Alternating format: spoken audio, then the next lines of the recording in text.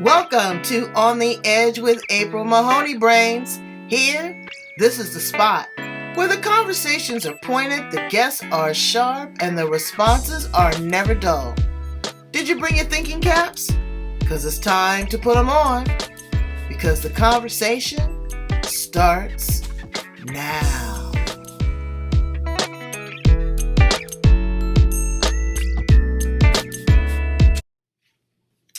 Welcome to On the Edge with April Mahoney Brains. This is the spot. This is the location. This is the best place on the cotton picking planet to get information, okay? Because our guests are sharp and the conversations are pointed and the responses are never dull. And today's no different. We've got Caroline Clarke. And you know what she does, Brains? She is an emotional abuse recovery specialist. Who doesn't need some recovery? Who doesn't need some reinvention? Who doesn't need to build up their resilience? Well, we're going to talk about abuse of women and narcissistic behaviors from women and men. The yearning for the love of a mother, what that looks like, and what is it when you're not able to fulfill those needs as a mother? Because just because the baby comes out of you, that doesn't automatically mean that you're equipped to do what, quote unquote, society says a mother should do. So we're going to talk about that and a whole lot more. Welcome her to the edge. How are you, Caroline Clarke? Hi, April. I'm wonderful. Thank you for having me. Well, thank you for wanting to be halved. So tell us a little bit about you and your life there in Australia and what you are doing and helping people through this process, because it's a lot. Yeah, so I am English, originally from the Yorkshire, the north of England, and I came to Australia about 20 years ago for a better life, knowing that I would have one day children, which was my hope and my dream, and to provide them with more opportunities than what I had growing up. And it's been a hell of a journey, really, throughout my own relationship struggles. I left my marriage of 20 years last year, so I'm now a single parent of four beautiful boys. Wow, you got four boys? Four boys. Bless your heart. I had no prior experience to boys. I grew up around girls, so they've taught me a lot, and I do believe deep down that I was given boys for a reason. Someone once said to me that it's to instill your trust back in men again, which I found Wow. very fascinating. So I'm here now through my own journey of living with a covert narcissist. I am now a specialist in Okay, emotional. so wait. Dial back, girl, because I want people to get all of this. So when you say a covert narcissist, how can Yep, somebody be an undercover narcissist? I don't get it. yep. And neither did I, April, for 20 years. These are very clever, very counterfeit, very intelligent people who what in they subconsciously they prey upon empaths, so bleeding empaths who just want to people please, fix, rescue Mm. all of the wounds that came from childhood that have not yet come to the surface. You're on this earth of this person who just wants to give. So you've got a giver who's the empath, you've got a taker who's the narcissist. So this is a beautiful song and dance between this dynamic in this relationship. So covert narcissist is something I only really discovered about 2 years ago. Mm. And the reason I'm going out into the world and my huge mission is to raise awareness, because there are so many people that have no idea the depths that they're in with these covert narcissists, because you've got this deep feeling within that something feels wrong. And that's what started with me. I've got this feeling that something's wrong in the relationship, but they are so clever, they don't leave a trace. So you are. Okay, well, wait. Let me, because I like to interject here somewhere. Because naive, people are naive. Okay, Mhm. and I'm not saying that's you. I'm just saying in general. Okay, so narcissist, that's a big $25 word. There's certain characteristics that narcissists hold, and I understand that they do prey on not necessarily empaths, because Empathic people aren't weak people. Empathic people are in tune to emotion. They're a heightened sense of awareness because they tune into joy and happiness as a frequency, just like they do to pain and despair. So in some situations, people are not aware of, maybe husband cheating, or wife cheating, hiding money, drug abuse, alcoholism, sex addiction. I get all of that.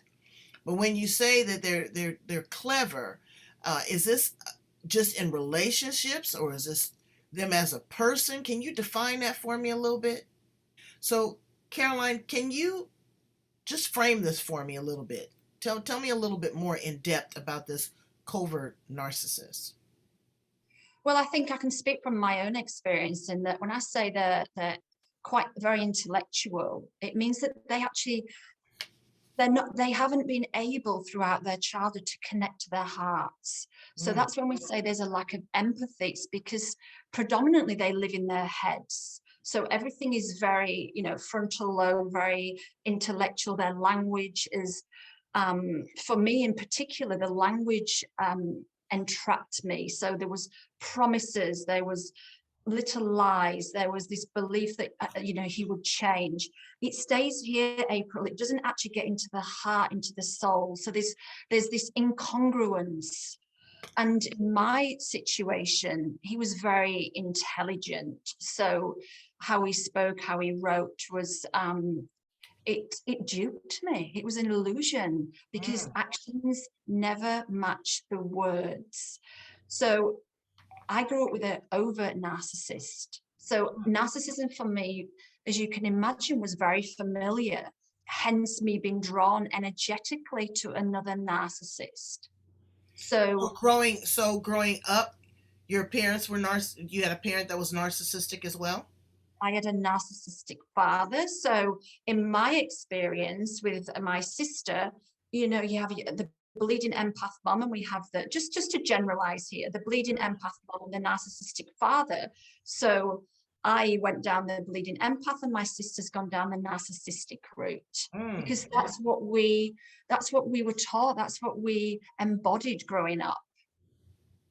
And Okay. then energetically, I looked for a father figure to heal that wound of not being good enough for my dad, that wound of not having validation, not feeling worthy. So when I found my husband, my little girl was looking for a father figure. She was looking for someone to come and give her and all of the things that she didn't have from him emotionally, excuse me, in childhood. So energetically, that's what I was looking for. And Mm. energetically, he was also looking for a mother figure because his mother figure wasn't emotionally available. Mm. So Okay. you're actually trauma bonding from unmet needs. Mm-hmm. So this is not an adult perspective. This is an inner child, Right. an wounded inner child who's subconsciously looking to fill that void within. And that's how I was attracted to the narcissist. Wow. Okay, well, you know what? You've done the work, honey, because you defined exactly what it is. And a lot of people still don't know who Mhm. they are. They're still seeking. They're still lost. They're still in pain. They're being, objectified. They're being bullied. They're being mistreated. And you said it's some inner child work. Tell us a little bit about your childhood with your mother. Yes, so my first memory, April, is excuse me, is my I must have only been 4 or 5 years old, and there was some verbal and physical abuse. And I remember vividly standing on mum and dad's bed and breaking up this fight. So you imagine this tiny little girl. And I ripped open dad's shirt and I was yelling, "Leave my mum alone, leave mum alone." And I feel in that moment for me, there was a divine change in I can never trust a man. This is a man who is supposed to protect us, keep us safe, and he's actually attacking my mother. So life changed for me in an instant. There was a lot of alcohol abuse. There was a lot of fights. Dad was very controlling. Mum was the victim. She said before she died that she made her bed and she had to lie in it. She wasn't courageous enough to leave. So I grew up around mom being her emotional caregiver. So I took on that responsibility. All I ever wanted as a little girl was for mom to be happy. So I did everything in my power to fill that void, so to become that emotional, I guess that husband figure.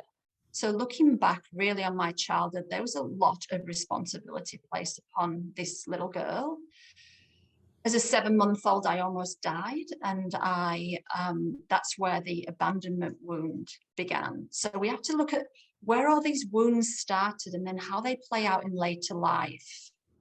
So when I almost died as a 7-month-old, I was strapped in this cot with a tube for 10 days, strapped arms and feet, and almost left really. Mum wasn't with me. So this baby felt that no one was coming back for her. No one was going to pick her up and comfort her. So there was the abandonment wound that first was ripped open. And then throughout my life, I attracted people in who continually emotionally abandoned me because they were playing out a very, very old wound that I had no idea about until I started to do the work. The inner child work is the only way to inner freedom. To take responsibility for where we are in our lives right now. Why do we choose to stay in these relationships? And I use the word choice because everything in life is a choice. Why do we choose to stay with a person that is emotionally abusing us? We stay there because there are wounds from childhood that we still haven't looked at. There's this abyss of festering pain and hurt that is we're too afraid to look at. If you can heal that little girl who is looking out for that to dissolve all of that hurt from childhood, and she's looking for it in another. She's looking for that husband. She's looking for that friend. Right. But she's never looking for herself. She's too scared to look at herself. Well, you're seeking validation from outside influences. And brains, I tell you all the time, nobody's going to love you like you're going to love you. Nobody's going to hold you and embrace you. But again, I want you to go back and I want you to explain this modality of inner child work. A lot of people, is it psychotherapy, hypnotherapy, ayahuasca? What is it that gets a person into that? Is it meditation? Is it a Reiki? Is it a combination of all? Is it, talk therapy? It's a combination of all, April, but if I can just explain to you the concept of the inner child, between the ages of 0 and 7 is when your unconscious mind is formed. So in your unconscious mind is where you store your emotions, your values, your habits, your thoughts, your feelings, how you see the world, how your parents have shown you how to picture yourself. So from 0 to 7, you imagine that's then how you will run your adult life based upon the feelings of how you see the world, how you see yourself. If you grow up in a household where you're treated like you are less than, where you're told that you're wrong, you're chastised, you're told to mute and silence yourself, do as I say, which is the childhood home that I was brought up in, do as I say, but not as I do. So you have this false perception of who you are. Your ego is formed. Your identity is formed based upon how your parents see you, how your brothers and sisters see you, how your teachers. So this is this inner child between the ages of 0 and 7. When you then enter an abusive relationship, all of the emotions you feel within that relationship, your hurt, your guilt, your sadness, your pain, is your wounded inner child acting out. So when you come into conflict with someone and you react from a wound. It's a wound that's festering, that's desperate to be healed. It's calling out to you, look within, heal me. But what do we choose? We choose to numb, we choose to sabotage, we choose to look for, solace in another. The inner child is screaming for you to reparent her or him, which is going back within and with compassion and forgiveness and awareness. And the modalities that I use is hypnotherapy, because that's the way that we can speak to the unconscious mind and rewire that part of your brain. Meditation's amazing, podcast. But essentially, it's rewiring those patterns that have been formed between the ages of 0 and 7. So you imagine it's like rebooting a computer. You update your software every so often. You might replace your computer. Imagine having all of this technology and never maintaining it, never looking at why it's not working for you. Just go and buy another one because this system isn't working right now. It's the same with your psyche. When you do this type of work with individuals, you're giving them an opportunity to reframe a new picture. Mm-hmm. Okay. Mm-hmm. So through your hypnotherapy, are they reliving these experiences, or do they get to a certain point and at that point they have an opportunity to reshape it, redesign it, relive it? I don't, I've never had that kind of work done. So tell me when you get someone that's in this space, and I'm sure that it's more than one session. Mm-hmm. Because Oh, yeah. there's a lot of breakthroughs that they have to make. And Yeah. then, that's my first question. And then when they realize, well, hell, look at who's been here this whole time, this beautiful, Carolyn Clarke. They have to reintroduce themselves to themselves. That's an adjustment too. Mm-hmm. So just in order to answer your first question, the work that I do, April, is I don't keep them stuck in the story because it's not really about the story itself. We obviously touch on the story, but the story is what keeps you stuck. Become a victim to the story. So the work that I do is we look at the emotional attachment to the story. It's the emotional charge. So it may be the shame, the trauma, the hurt, the guilt. So what I do with my work is I take away that emotional charge that is working behind the scenes, that's firing you up, that's causing you to react. So the story isn't what we predominantly focus on, because we want to take you into responsibility and out of victimhood. You're not a victim to your parents, to your circumstance, to the event, to the abuse.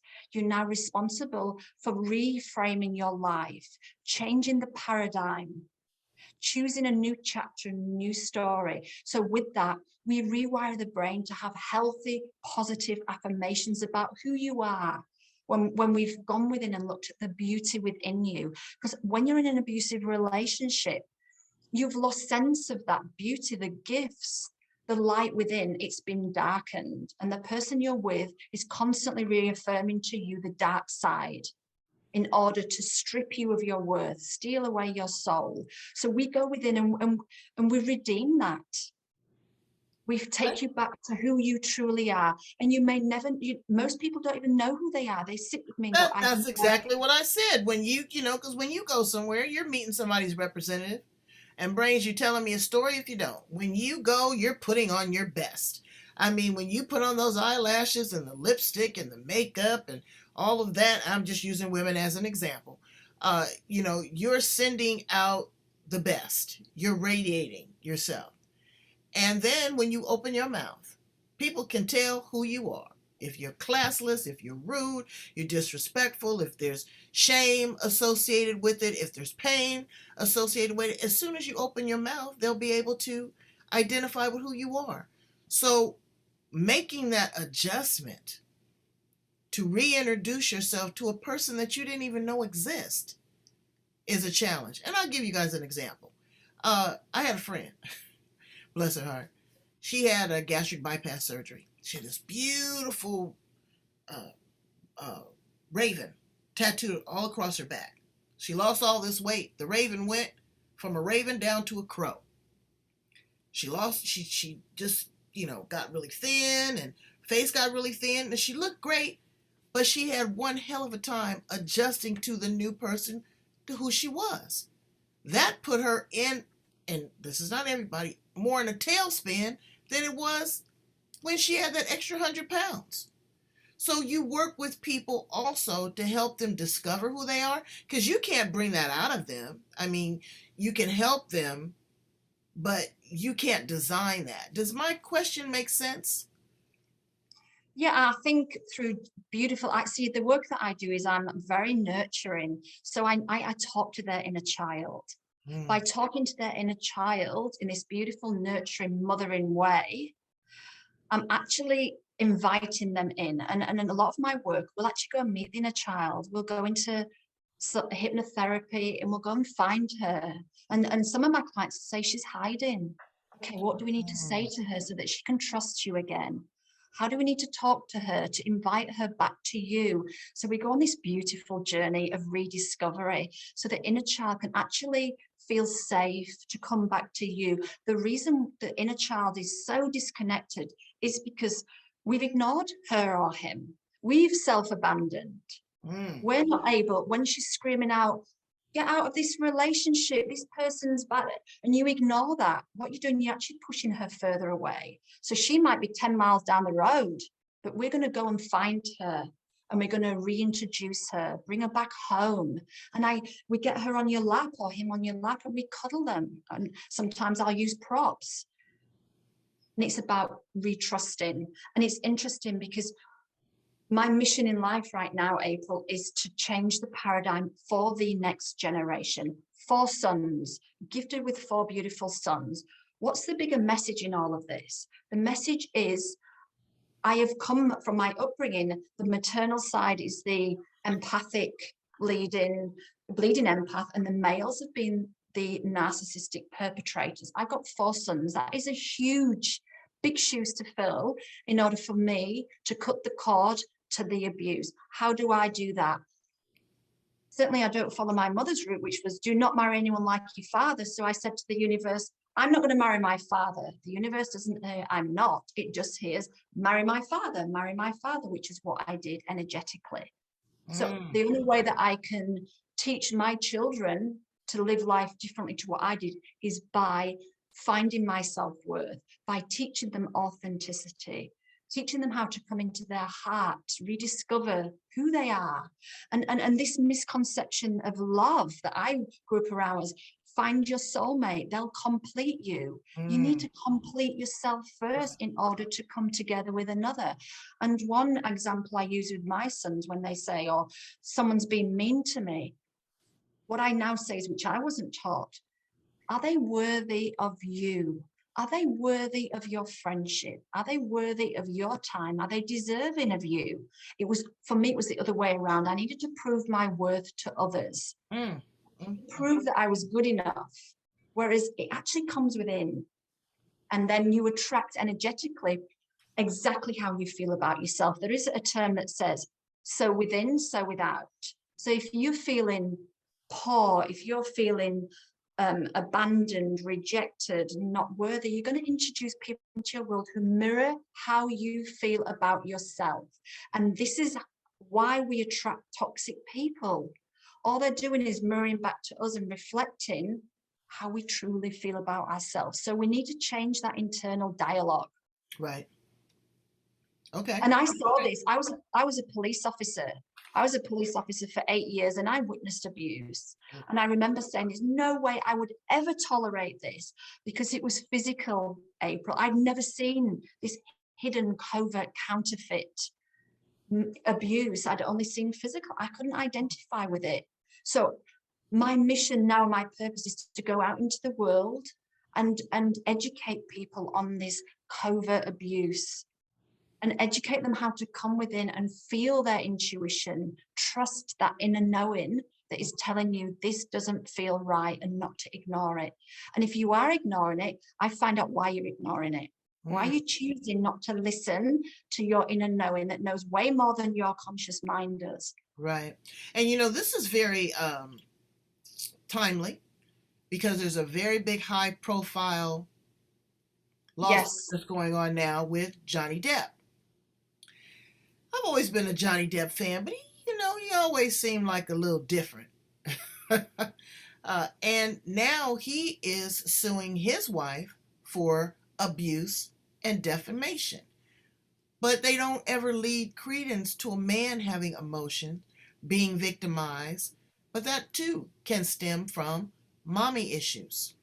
We had a president, number 45. You never heard of him speak favorably about women or his mother. To me, that's a key indicator of how you might have been mistreated.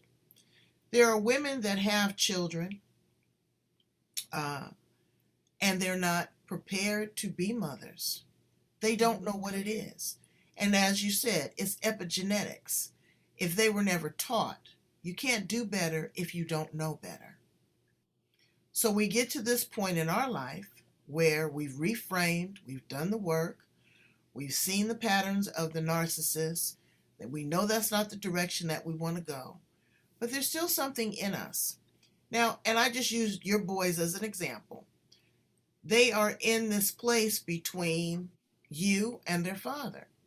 And it's a fine dance and a delicate dance because dad probably doesn't think that anything's wrong, you know?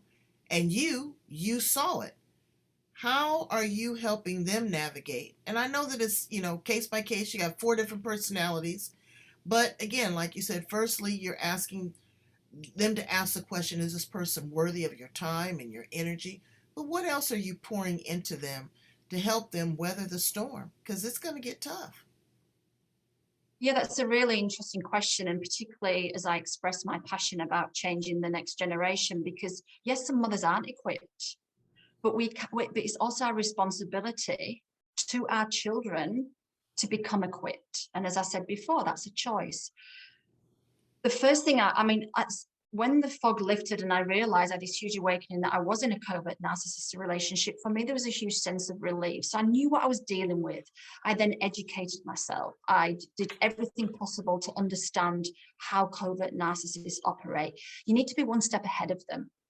One step ahead, so almost predicting how they're going to operate. Now, with my children, the same behaviors are playing out. It's the abandonment of the children. It's the rejection. It's the self-centeredness. So I would say 2 of them are very attuned. My gift to them is to actually teach them that they are good enough no matter what. So when my son says to me, Dad doesn't care, how I reframe that is I say, I just want you to know that no matter what, you are good enough within. Your father hasn't got the capabilities to meet you where you deserve to be met. Your father didn't have the emotional upbringing from his own mother to be able to meet your needs. It's not about you as a person. I never had that growing up. I took everything personally and I felt that I needed to change. So the subtleties that the difference I can make with my children is just to teach them that no matter what, they are worthy. They are good enough. It's the father hasn't evolved enough to be able to father them in the way that they deserve to be fathered. Right. Well, you got your work cut out for you because not only are you helping your sons and continuously evolving as a woman and discovering things about yourself, I tell people it's not over till it's over. You learn something new about yourself or the world around you every single day. Mm-hmm. But you've taken the time to document this and you shared something with me, and we talked a little bit about it in the green room because I read it intensely and I read it from a different set of eyes, not a judgmental set of eyes, but from the perspective of a mother that my mother walked on water. There was nothing that we didn't discuss, we didn't have, we didn't hug, we didn't love, we didn't kiss, we didn't cry together. So I've had many guests on my show that were not able to be afforded, and I call it a luxury, of that type of upbringing. Some people have turned to drugs and alcohol. They've gotten very hard. They've, again, not done the work and passed it on to their children. And so your letter touched me because it was very raw. And I don't mean that in a negative way, but you poured out your emotions. And I was kind of scared for you to share that with the world because it was so vulnerable. But you made it very clear to me that through your vulnerability and you being a risk taker is going to elevate and alleviate the pain of others. And so I commend you for that. Happy Mother's Day. Thank you, April. That's beautiful because I did spend a long time soul searching, and I realized that in the relationship with a narcissist, I was muted. As a child, I was muted. I lost my voice because I was judged, manipulated, controlled. And one day I woke up and I thought to myself, if I hide my story, then I'm doing a disservice to all of the people in the world that are struggling and suffering the way I suffered. So I also had to think not only about my mother and the consequences of that, but also my ex, how it would affect my children later on in life when they read my stories. But unless I go out there and express how I felt and show others from a soul level, I write from the soul. And in November last year, I started writing on these narcissistic groups. I was inundated with people private messaging me saying, you have written and articulated all that I am not able to say. Mm-hmm. So that for me, there was a bigger message in that perhaps my writing is going to heal people on a global scale.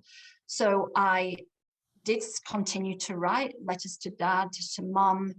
And my letter to mom was more about an awareness around what we're teaching our children. She taught me by staying in an emotionally abusive relationship that that's okay.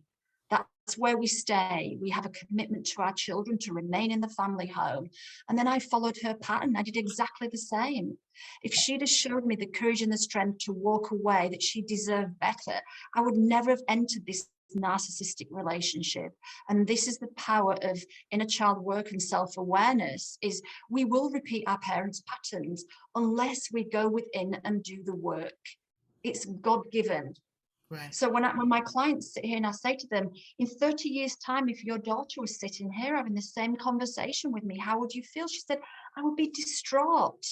Mm-hmm. Well, if your gift to your children can be you changing, you healing, you cutting the cords to this abuse, then you're gifting your child with a life of freedom that we never had. It's huge work. Right. It is. And it's beautiful work. But Mm-hmm. let's talk about some of the other beautiful things that you do. So you just got the S on your chest. That's my favorite thing. Because, see, I wear an S on my chest, girl. I know my superpower. What is your superpower? Caroline, what is your superpower? I would say my superpower is my intuition. And I feel from a very young age, I was very spiritual and connected to my intuition, but that was dampened through my childhood. I think my intuition is what carries me through life. And I've got a real fierce sense of self-belief. Even as a young girl, I was writing at the age of 9 years old. I had a gift with writing back then. But I always had this feeling of self-belief. You've got the power to change. You've got the power to go forth in your life and create your own destiny. So even though in the relationship that sort of dampened and dissolved, it was always there. So I would say that's my superpower, is my strength and my intuition. And so, again, when you pulled that S on your chest and you said, today is the day. Today is the day that I am going to break free. How did you feel? Did you fall to your knees and cry? Did you raise your hands to the sky? Did you go have 2 or 3 shots of tequila? What did you do?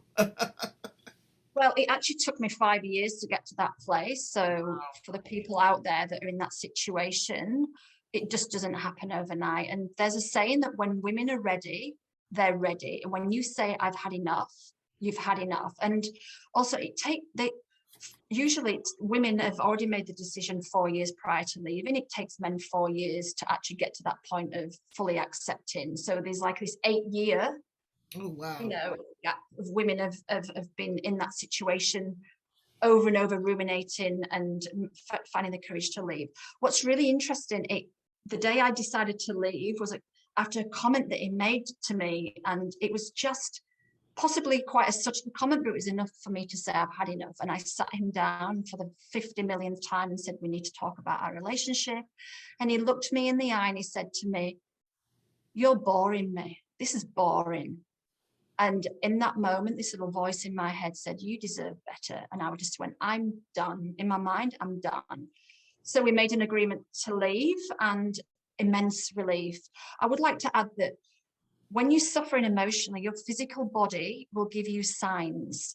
So there'll be aches and pains, disease, illness, sickness, and the body is there to to talk to you, but we ignore the aches and pains. We take pills, we go to the doctor, we go, I want this to go away. It's the emotional component of yourself speaking to you. So before I left, I had depression, I had brain fog, I had back pain, I had anxiety, I couldn't breathe, I was having panic attacks, I was suffocating emotionally. Whenever he came around me, I couldn't breathe. My soul was crushed, my soul was suffocating. And at night time, I'd go to bed and I would itch to the point where I bled. I would wake up in the morning covered in scabs. And then I looked at my arms one day and I said, oh my goodness, that's what used to happen to mom. I remember as a teenager saying, Mom, you've got scabs. Like, oh, darling, I itch. I itch when I go to bed. I don't know what it is. And I went, holy moly, I am literally living my mom's life. Within a week of him leaving, immense relief, freedom, like I could breathe again. The panic attacks stopped, the itchy skin went away, the back pain left. And I walked out into the street and someone stopped me 7 days after leaving and they said, oh, you look 10 years younger. What's your secret? And on the inside, I was singing, freedom, freedom. Yes. Because it's not until you take yourself out that you realize how much you're suffering. Right.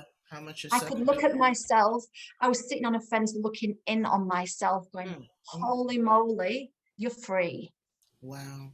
So in this freedom, you decided to, now are you in an anthology? You're in an anthology, but you're also writing your own book. I'm writing my own book. I am. Okay. I feel like I was, the people have spoken to me. They've written to me from every story that I post, and which on my new website now I've got my blog. So all of the stories that I'm writing, I'm actually uploading onto my blog.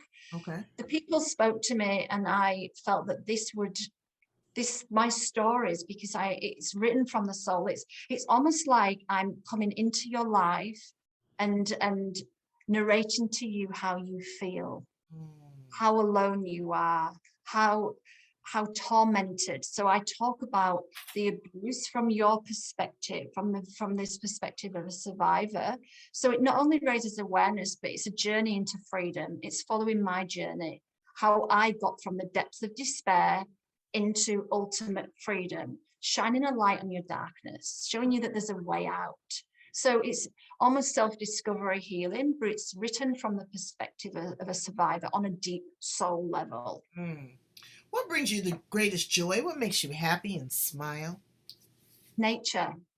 I'm very blessed to live on 3 acres and walking in nature. Look, nature's very healing. Yes. When you walk out into nature, that's where my creativity comes alive. I'll take my phone and I'll just speak into it because all my stories come alive. I get connecting to my intuition happens even more so in nature.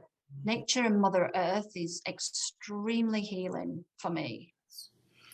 What's your favorite food? When you just want to indulge, what's your favorite food that makes you happy?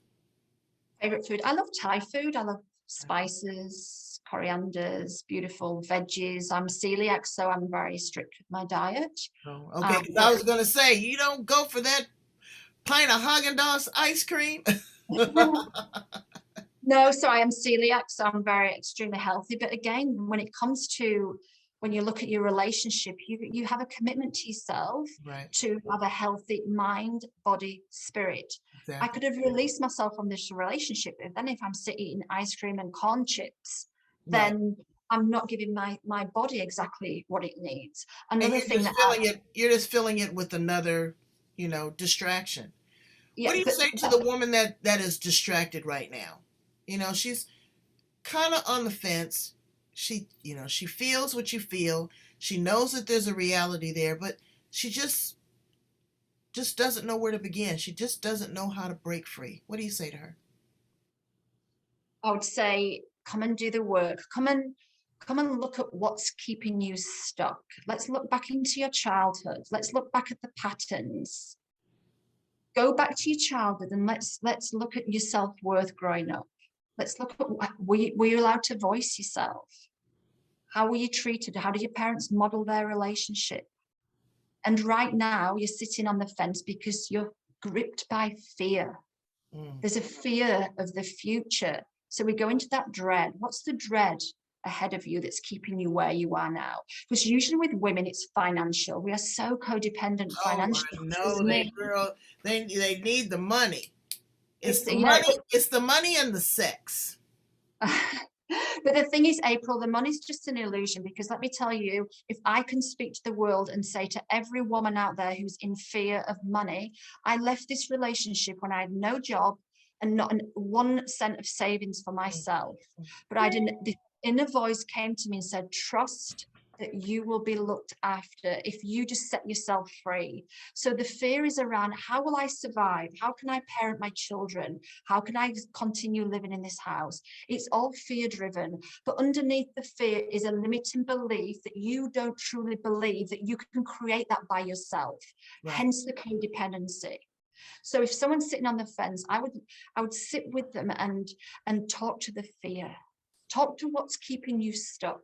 And then we do all the childhood stuff. And then we reframe the future. We rewire the brain that tells you, you can't leave, stay where you are, play small, stay quiet.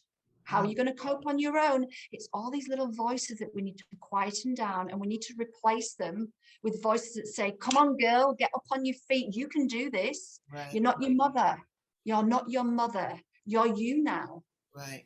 Quieting that monkey mind. Okay, so you're probably doing great. You know, I mean, you're looking like brand new money. uh, are you preparing yourself for love again? I am. Outside outside of self-love, because you're doing the work on that daily. But, you know, relationships. Are you preparing yourself? It's funny because I feel I'm ready for love, but there was the work needed to be done to get to this position. There are so many people out there that repeat back to me, I'm on my 4th narcissism. I say, holy moly, how can that be?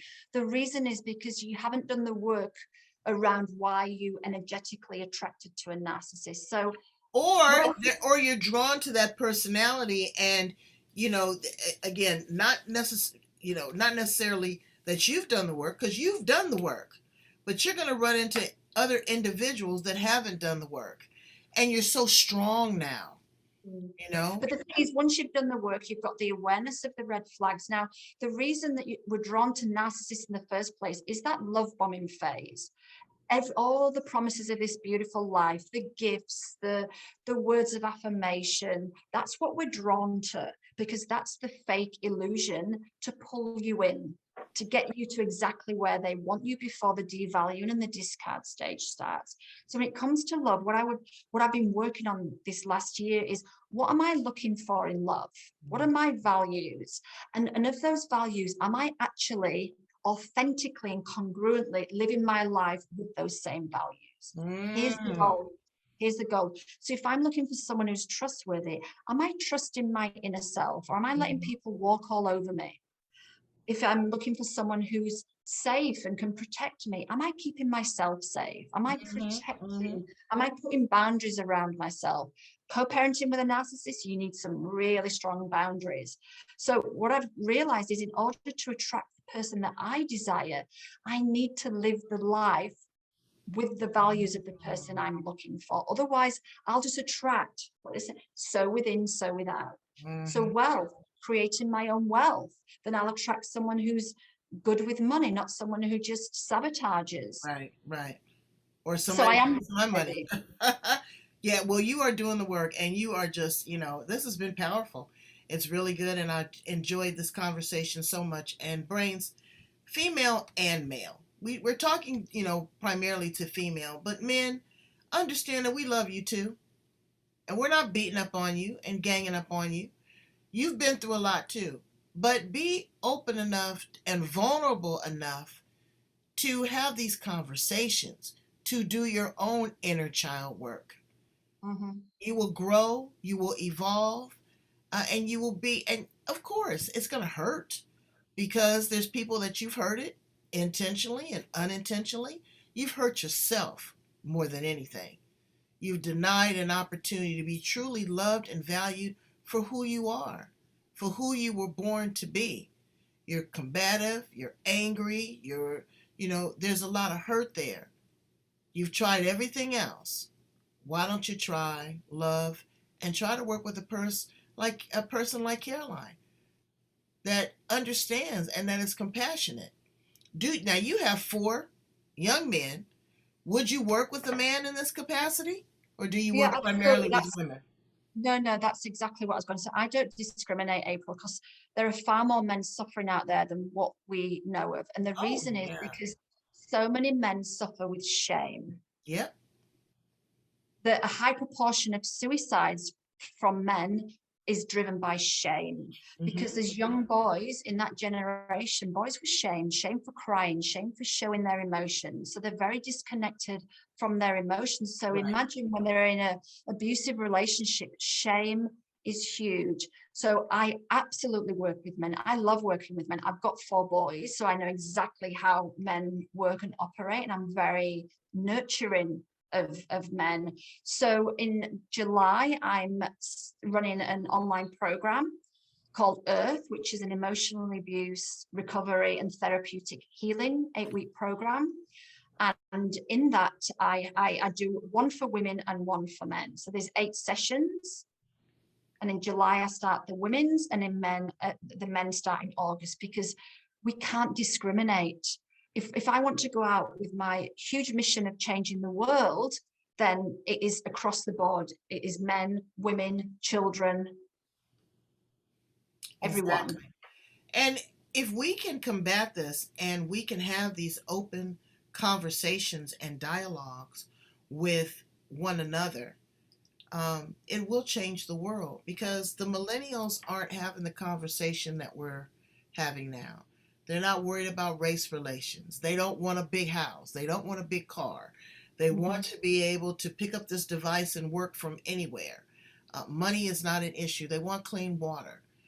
They want to be able to go to school here in the United States and not be worried about being gunned down. Mm-hmm.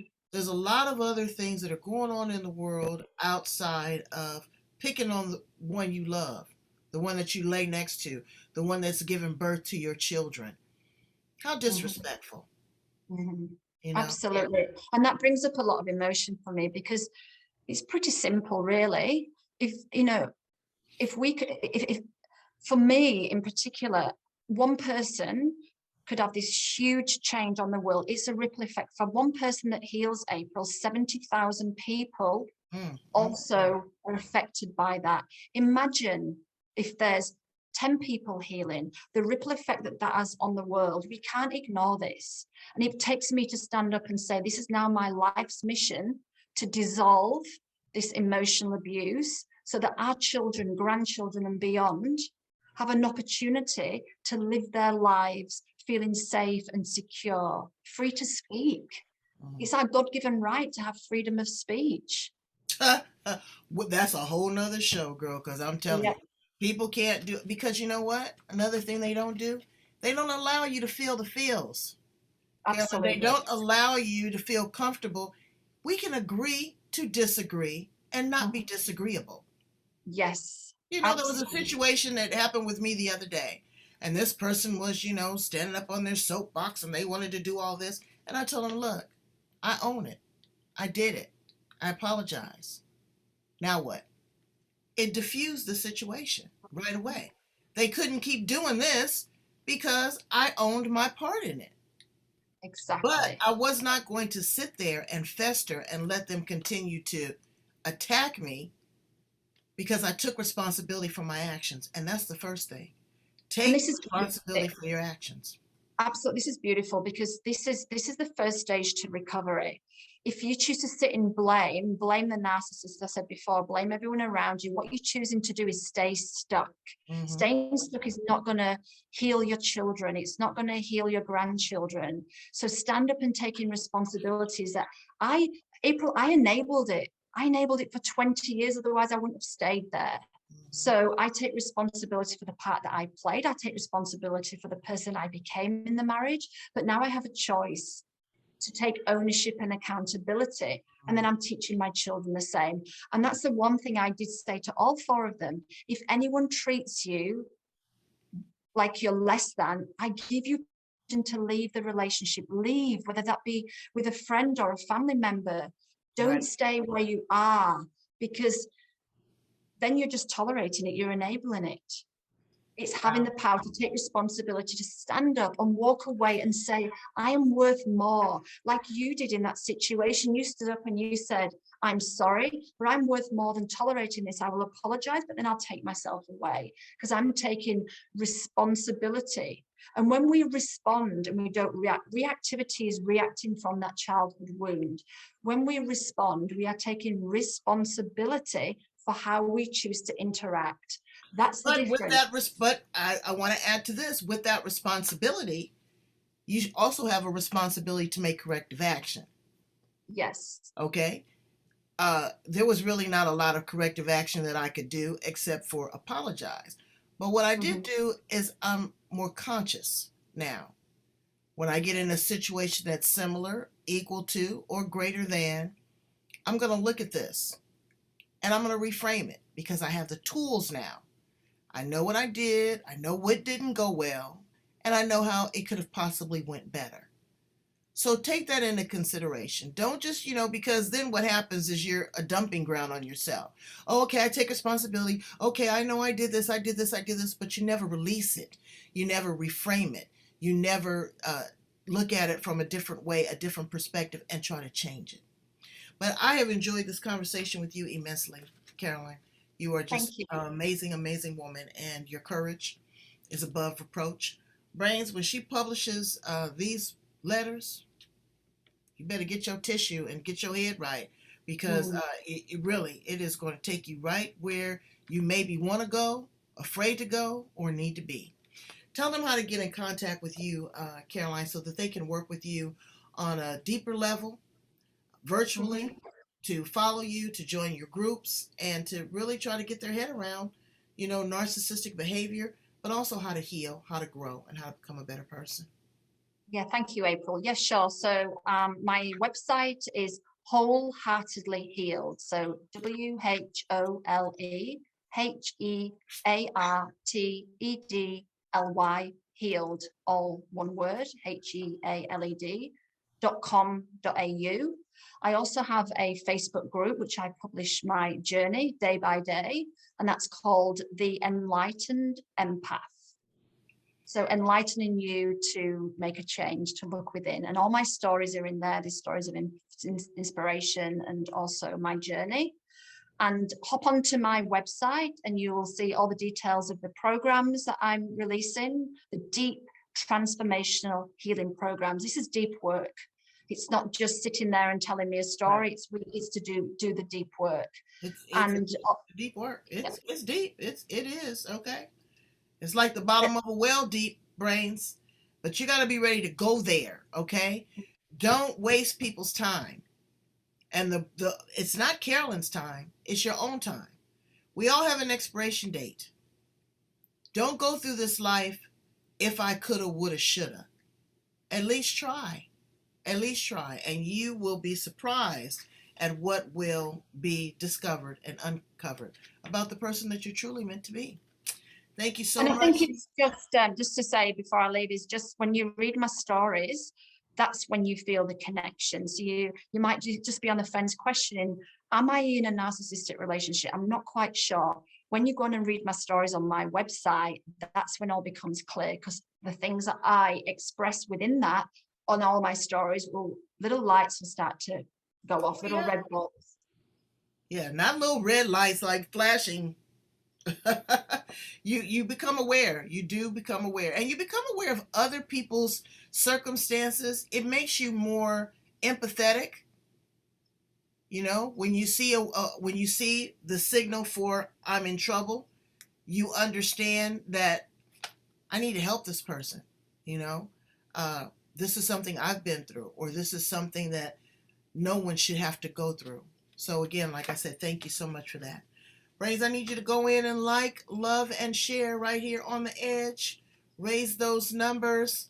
YouTube, LinkedIn, Twitter, Instagram, Facebook. We're on all over the planet. I want you to share this conversation with a male or female that you know that is hurting right now. I want you to pay attention to your own behaviors and see if there's something that needs correction. And if you're not in a vulnerable place, and you've got some joy and some love to share, I want you to share that too. Thank you so much, Caroline, for being here on the edge with me. Thank you so much for having me. It's been my pleasure. You're the best. Thank Bye, you, darling. friend. Bye.